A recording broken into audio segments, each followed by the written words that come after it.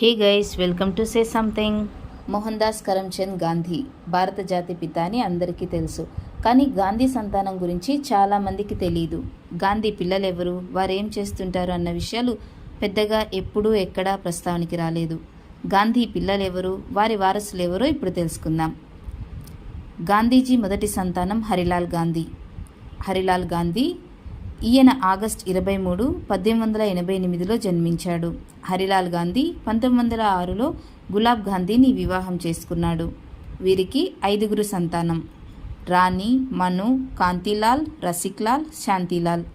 వీరిలో రసిక్లాల్, శాంతిలాల్ చిన్నతనంలోనే మరణించారు. హరిలాల్ గాంధీ చిన్నతనంలో ఉన్నప్పుడు గాంధీజీ న్యాయ విద్య అభ్యసించడానికి ఇంగ్లాండ్ వెళ్లారు. గాంధీజీ మన దేశానికి తిరిగి వచ్చి స్వాతంత్రోద్యమం చేస్తున్నప్పుడు హరిలాల్ గాంధీ కూడా అంటే 1908, 1911 మధ్య కాలంలో చురుకుగా పాల్గొన్నాడు. అంతేకాకుండా ఈ 3 సంవత్సరాలలో 6 సార్లు సత్యాగ్రహిగా ఖైదు చేయబడ్డాడు. స్వాతంత్రోద్యమంలో తండ్రికి ధీటుగా పాల్గొంటున్న హరిలాల్ గాంధీని చోటే గాంధీ అని ప్రశంసించారు. ఈ విధంగా తండ్రితో పాటు స్వాతంత్రోద్యమంలో పాల్గొంటున్న హరిలాల్ కూడా తన తండ్రి లాగానే న్యాయశాస్త్రం ఇంగ్లాండ్లో చదవాలని నిర్ణయించుకున్నాడు. ఇదే సంగతి తన కుటుంబ సభ్యులకు చెప్పాడు. కానీ గాంధీజీ అందుకు అంగీకరించలేదు. ఎందుకంటే అప్పుడు మనం బ్రిటిష్ వారిపై స్వాతంత్ర్యం కోసం పోరాటం చేస్తున్నాం. ఇలాంటి సందర్భంలో నువ్వు వెళ్ళి ఇంగ్లాండ్లో చదువుకోవడం జరగదని తేల్చి చెప్పేశాడు బాపూజీ.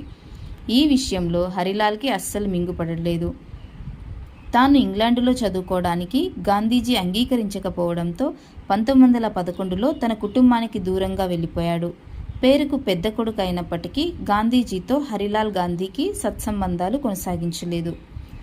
గాంధీజీకి 1911 నుండి దూరంగా ఉంటున్నాడు హరిలాల్. అయితే తన 48 సంవత్సరాల వయసులో హిందూ మతం నుంచి ఇస్లాం మతంలోకి మారాలనుకున్నాడు. 1936 మే నెలలో తాను ఇస్లాం మతంలోకి మారుతున్నట్టు బహిరంగంగా ప్రకటించాడు. అలాగే తన పేరును అబ్దుల్లా గాంధీగా మార్చుకున్నాడు. హరిలాల్ మతం మార్చుకోవడం తన కుటుంబ సభ్యులకు నచ్చలేదు. దీనితో హరిలాల్ తల్లి కస్తూరిబా కోరిక మేరకు హరిలాల్ తిరిగి హిందూ మతంలోకి మారి హీరలాల్ అనే పేరు పెట్టుకున్నాడు. హరిలాల్ భార్య గులాబ్ గాంధీ 1918లో అనారోగ్యంతో మృతి చెందింది. గులాబ్ చనిపోయిన తర్వాత తన పిల్లలకు దూరంగా ఉన్నారు. గులాబ్ చనిపోయిన తర్వాత తన చెల్లి అయిన కుమి అదలాజాను వివాహం చేసుకోవాలనుకున్నాడు. అప్పటికే ఆమె వితంతువు. అయితే కొన్ని కారణాల వల్ల ఆ వివాహం జరగలేదు. భార్య చనిపోవడం, తండ్రికి కుటుంబానికి దూరంగా ఉండటంతో హరిలాల్ చెడు వ్యసనాలకు బానిస అయ్యాడు. మద్యం సేవించడం, జులాయితనం ఎక్కువ అయిపోయింది. గాంధీజీకి స్వాతంత్రోద్యమం కోసం పోరాడటం ఒక ఎత్తు అయితే హరిలాల్ చెడు అలవాట్లు మరొక ఎత్తు. తన కుమారుడు ఇలా చెడు వ్యసనాలకు బానిసై జీవితాన్ని నాశనం చేసుకుంటున్నాడని తీవ్రంగా మదనపడ్డాడు గాంధీజీ. ఇందుకు సాక్ష్యాలు 1935 జూన్ నెలలో గాంధీజీ హరిలాల్కు రాసిన లేఖలే నిదర్శనం. ఈ లేఖలో గాంధీజీ పలు అంశాలను ప్రస్తావించారు. అవి హరిలాల్ చెడు వ్యసనాలకు బానిసవ్వడం గురించి మరియు తన కుమార్తె అయిన మనుపై లైంగిక వేధింపులకు గురి చేయడం వంటి అంశాలపై ముఖ్యంగా ప్రస్తావించారు. హరిలాల్ తన సొంత కూతురిపైనే లైంగిక వేధింపులు గురి చేసినట్టు స్వయంగా మనుయే గాంధీతో చెప్పిందని లేఖలో పేర్కొన్నాడు. గాంధీ హరిలాల్కి 1935 జూన్ 6, జూన్ 19, జూన్ 27లో రాసిన 3 లేఖలను 2014లో 80,000 పౌండ్లకు వేలం వేశారు. కానీ అంత పెద్ద మొత్తంలో కొనడానికి ఎవరు ముందుకు రాలేదు. 20,000 పౌండ్లకు తగ్గించినా కూడా ఎవరు వాటిని కొనలేదు. ఈ లెటర్లు గుజరాతీ భాషలో ఉన్నాయి. గాంధీజీ హత్యకు గురైన తర్వాత అంత్యక్రియలకు హరిలాల్ హాజరయ్యాడు. అప్పటికే చెడు వ్యసనాలకు నిండా బానిసైన హరిలాల్ ఆరోగ్యం పూర్తిగా క్షీణించిపోయింది. హరిలాల్ కామతీపురలో అపస్మారక స్థితిలోకి వెళ్ళిపోయిన తర్వాత ఆసుపత్రిలో చేర్పించారు. హరిలాల్ గాంధీజీ కుమారుడని ఆసుపత్రి యాజమాన్యానికి కూడా తెలియదు. అంతేకాకుండా తన కుటుంబ సభ్యులకు కూడా తాను ఆసుపత్రిలో చికిత్స తీసుకుంటున్నట్లు కూడా తెలియదు.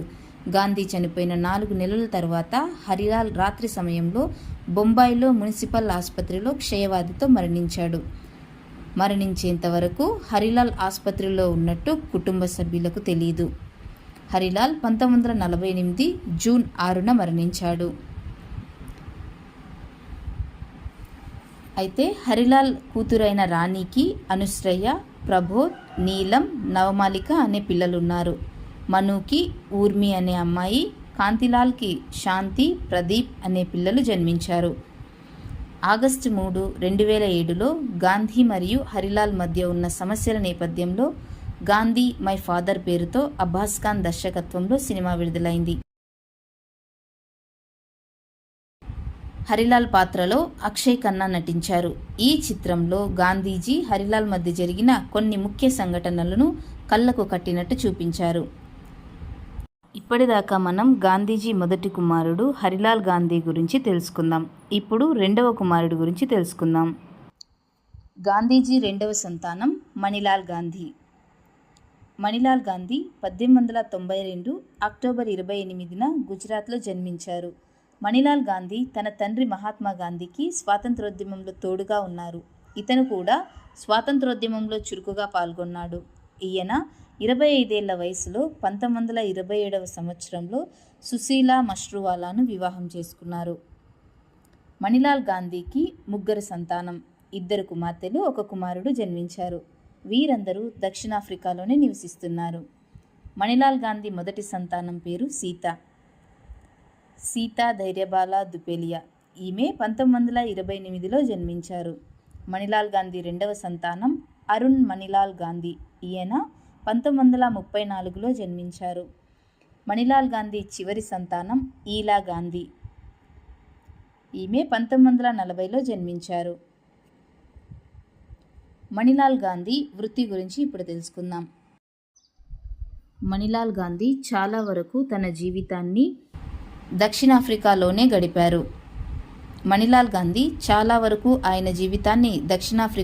గడిపారు.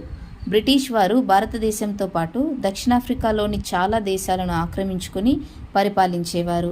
బ్రిటిష్ వారు భారతీయులను దక్షిణాఫ్రికాకు తీసుకెళ్లి అక్కడ వెట్టి చాకిరీ చేయించేవారు. భారతీయులు దక్షిణాఫ్రికాలో అష్టకష్టాలు పడేవారు. అనేక వివక్షలకు గురయ్యారు. అందులో ముఖ్యంగా వర్ణ వివక్ష ఎక్కువగా ఉండేది. ఇవన్నీ చూసిన మణిలాల్ గాంధీ చలించిపోయాడు. ఎలాగైనా మన వారిని వర్ణ వివక్షకు గురి కాకుండా వారిని కాపాడడానికి ఇండియన్ ఒపీనియన్ అనే వార్తాపత్రికను దక్షిణాఫ్రికాలో స్థాపించాడు. దక్షిణాఫ్రికాలో అక్టోబర్ 10, 1899, 1902 మే 31 వరకు రెండవ బోయర్ యుద్ధం జరిగింది. ఈ యుద్ధం తర్వాత దక్షిణాఫ్రికా బ్రిటిష్ వారి హస్తగతమైంది. దక్షిణాఫ్రికాకి వలస వెళ్లిన భారతీయులపై తీవ్ర ఆంక్షలను విధించిన బ్రిటిష్ ప్రభుత్వం భారతీయులను అక్కడికి తీసుకువెళ్లి గొడ్డు చాకిరీ చేయించడమే కాకుండా తీవ్ర వివక్షలకు గురిచేశారు. గాంధీజీ ఇండియన్ ఒపీనియన్ పత్రికను అక్కడ ఉన్న భారతీయ ప్రముఖుల సహకారంతో స్థాపించారు. ఈ పత్రిక ద్వారా భారతీయులపై చూపుతున్న వివక్షతపై పోరాడాలనుకున్నాడు. 1903 జూన్ 6వ తేదీన మొదటి సంచికను విడుదల చేశారు. ఈ పత్రికలో మణిలాల్ గాంధీ సంపాదకునిగా పనిచేశారు. అంతేకాకుండా ఈ వార్తాపత్రిక పూర్తి బాధ్యతలను తాను చనిపోయేంత వరకు చూసుకున్నాడు. ఈ వార్తాపత్రిక దక్షిణాఫ్రికాలో ఉన్న భారతీయుల పౌర హక్కులు పొందడానికి ఎంతగానో తోడ్పడింది.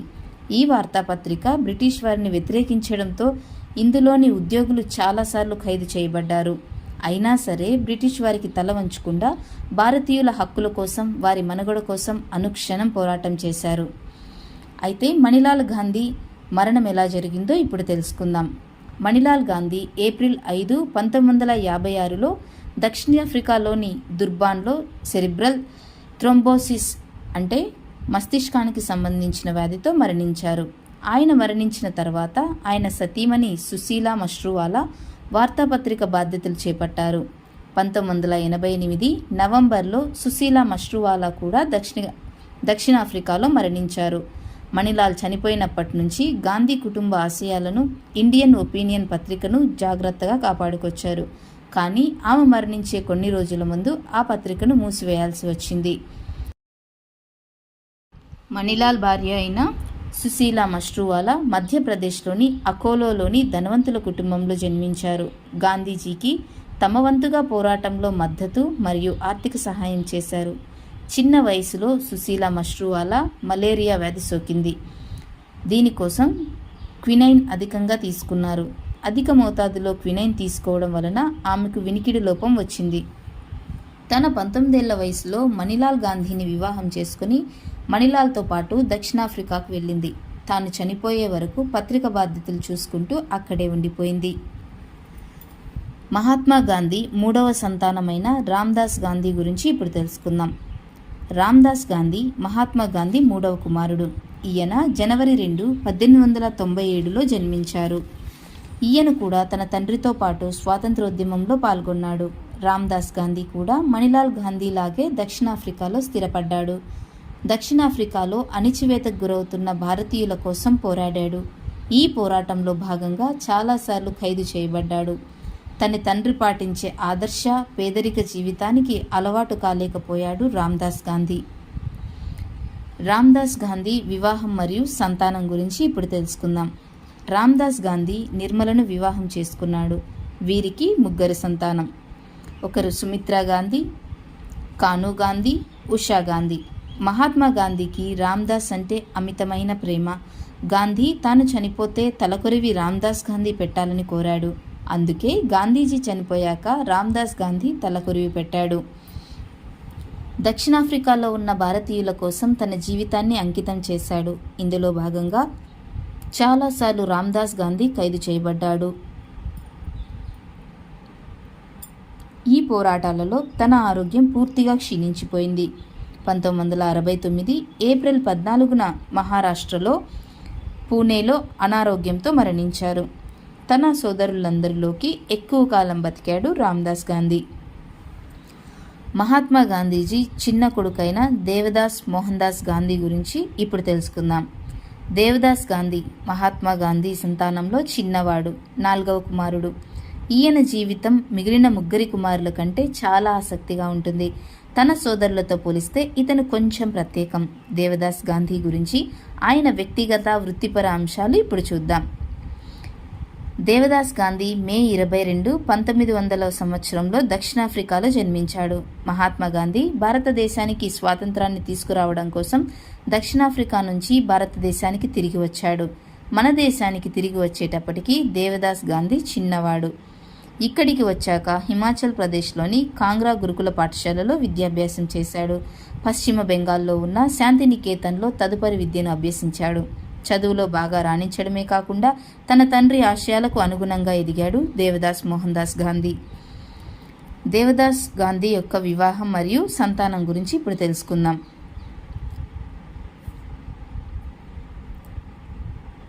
దేవదాస్ గాంధీ లక్ష్మి అనే అమ్మాయిని ప్రేమించాడు. లక్ష్మి కూడా దేవదాస్ని ప్రేమించింది. ఈమె స్వాతంత్ర సమరయోధుడు అయిన చక్రవర్తి రాజగోపాలాచారి కుమార్తె. ఈయన వృత్తిపరంగా న్యాయవాది మరియు ప్రముఖ రచయిత. వీరి సొంత ఊరు తమిళనాడు రాష్ట్రంలోని సేలం జిల్లా తోరపల్లి. వీరు బ్రాహ్మణ కుటుంబానికి చెందినవారు. రాజగోపాలాచారి కూడా గాంధీజీతో స్వాతంత్ర ఉద్యమంలో పాల్గొన్నాడు. అంతేకాకుండా భారత జాతీయ కాంగ్రెస్లో చేరాడు. గాంధీకి రాజగోపాలాచారికి మంచి సన్నిహిత్యం ఉండడంతో దేవదాస్ లక్ష్మి ప్రేమను కాదనలేకపోయాడు. కానీ అప్పటికి లక్ష్మికి 15 సంవత్సరాలు అవ్వడంతో వీరిద్దరిని 5 సంవత్సరాలు ఒకరిని ఒకరు చూసుకోకుండా మాట్లాడుకోకుండా ఉండాలని షరతు పెట్టాడు గాంధీజీ. ఇక్కడ మనం చూసినట్టయితే గాంధీ రాజగోపాలాచారి బాల్య వివాహం చేయడం ఇష్టం లేదని అర్థమవుతుంది. ఆ కాలంలో బాల్య వివాహాలు సర్వసాధారణమైనప్పటికీ వీరు దాన్ని వ్యతిరేకించి లక్ష్మి మేజర్ అయ్యేదాకా వేచి ఉన్నారు. ఇది చాలా గొప్ప విషయం. కానీ అప్పటికే దేవదాస్ గాంధీ వయసు 28 సంవత్సరాలు. గాంధీ రాజగోపాలాచారి చెప్పినట్టుగానే 5 సంవత్సరాలు దూరంగా ఉన్నారు. తర్వాత పెద్దల సమక్షంలో వివాహం చేసుకున్నారు. వీరి వివాహం 1933 సంవత్సరంలో జరిగింది. వీరికి 3 కుమారులు, 1 కుమార్తె జన్మించారు. వారు రాజ్మోహన్ గాంధీ, గోపాలకృష్ణ గాంధీ, రామచంద్ర గాంధీ, తారా గాంధీ. ఈయన తన విద్యాభ్యాసం తర్వాత స్వాతంత్ర ఉద్యమంలో పాల్గొన్నాడు. దేశంలో హిందీ భాష ప్రాధాన్యాన్ని విస్తరించాలని మహాత్మా గాంధీ భావించాడు. అందుకోసం దక్షిణ భారతదేశంలో హిందీ భాష ప్రాధాన్యాన్ని పెంచడానికి మద్రాసులో 1918లో దక్షిణ భారత హిందీ ప్రచార సభను మహాత్మా గాంధీ స్థాపించాడు. ఆంధ్రప్రదేశ్, తమిళనాడు, కేరళ, కర్ణాటక ప్రజలు హిందీ నేర్చుకునేలా ప్రేరేపించారు. చదువులో బాగా రాణించిన దేవదాస్ గాంధీ దక్షిణ భారత హిందీ ప్రచార సభలో హిందీ పాఠాలను బోధించాడు. గాంధీజీ స్వదేశీ ఉద్యమం చేస్తున్నప్పుడు మన దేశంలో తయారైన నూలు వస్త్రాలకు ప్రాధాన్యత ఇవ్వాలని, దేశ ప్రజలందరూ స్వదేశీ వస్త్రాలనే ధరించాలని కోరాడు. ఆంధ్ర ప్రాంతంలో సన్న నూలు వస్త్రాలు తయారవుతున్నాయని తెలుసుకున్న గాంధీజీ దేవదాస్ను వాటి నాణ్యతను పరిశీలించి రమ్మని దేవదాస్కి చెప్పాడు. దేవదాస్ ఆంధ్ర ప్రాంతానికి వచ్చి ఇక్కడ తయారయ్యే నూలు వస్త్రాల గురించి అన్ని విషయాలు తెలుసుకొని నివేదికను మహాత్మా గాంధీకి సమర్పించాడు. దేవదాస్ సమర్పించిన నివేదిక తర్వాత పొందూరు ఖద్దరుకు మంచి ఆదరణ వచ్చేలా చేశాడు మహాత్మా గాంధీ. యంగ్ ఇండియా, నవజీవం వంటి పత్రికల్లోనే కాకుండా మోతీలాల్ నెహ్రూ స్థాపించిన ఇండిపెండెంట్ పత్రికలో కూడా పనిచేశాడు. హిందుస్థాన్ టైమ్స్ పత్రికకు ఎడిటర్గా కూడా పనిచేశాడు. వార్తాపత్రికలలో పనిచేస్తున్నప్పుడు దేవదాస్ గాంధీ దేశ ప్రజలలో ధైర్యాన్ని నింపి బ్రిటిష్ వారిపై స్వాతంత్ర్యం కోసం పోరాడేలా చేశాడు. పత్రికా సంపాదకుడిగా, పాత్రికేయుడిగా ఎనలేని సేవలు అందించాడు. స్వతంత్రం కోసం పోరాటంలో భాగంగా చాలాసార్లు జైలుకు కూడా వెళ్ళాడు. మహాత్మా గాంధీ అంత్యక్రియల్లో రామ్దాస్ గాంధీతో కలిసి అంత్యక్రియల్లో పాల్గొన్నాడు. మహాత్మా గాంధీతో దేవదాస్ గాంధీ కలిసి స్వాతంత్రోద్యమంలో పరోక్షంగా తోడున్నాడు. అయితే తన తండ్రి చనిపోయిన 10 సంవత్సరాలకే చనిపోయాడు దేవదాస్ గాంధీ. దేవదాస్ గాంధీ కాలేయ సంబంధిత వ్యాధులతో బాధపడ్డాడు. 1957 ఆగస్టు 3వ తేదీన అనారోగ్యంతో బొంబాయిలో మరణించాడు. ఈ వీడియోలో మనం మహాత్మా గాంధీ, కస్తూరిబా గాంధీ దంపతుల 4 పిల్లల గురించి తెలుసుకున్నాం. ఇలాంటి మరెన్నో వీడియోస్ కోసం సే సంథింగ్ ఛానల్ని సబ్స్క్రైబ్ చేసుకోండి. Thanks for watching.